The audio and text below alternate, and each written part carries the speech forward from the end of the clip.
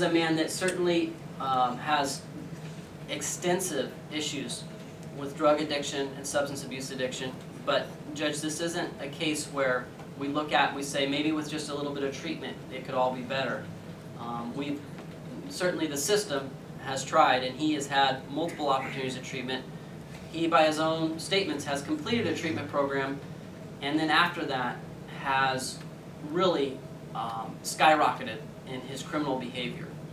And that is, I think, one of the key pieces is the escalating nature of his criminal conduct. There is a true potential risk of life with this individual. He has demonstrated that. And his past and his continued criminal behavior demonstrates that there is a risk to members of our community. And it is only through a substantial sentence that I believe we can mitigate that risk. So the state is asking the court to impose 240 months.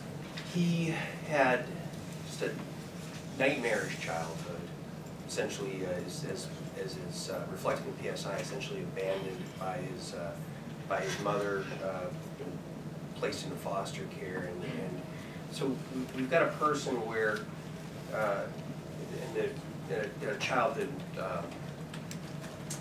that involved multiple beatings and starving, just really a horrific way for a person to be brought up, and essentially a person who's been left to his own devices for most of his life, and that, of course, never turns out well.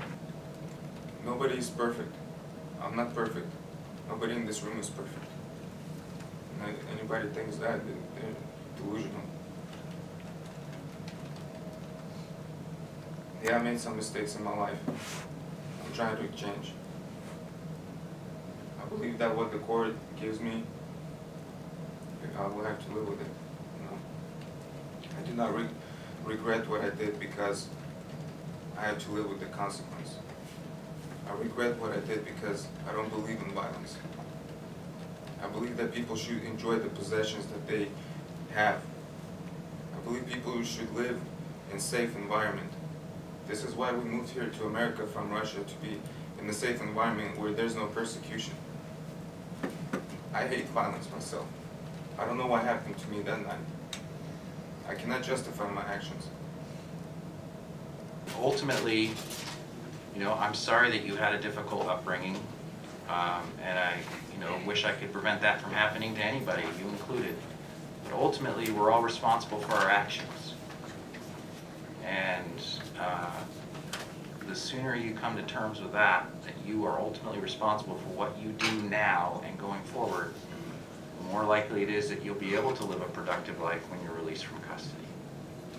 But the more you make excuses for your conduct and try to blame drugs or try to blame your past, you're never going to get past it.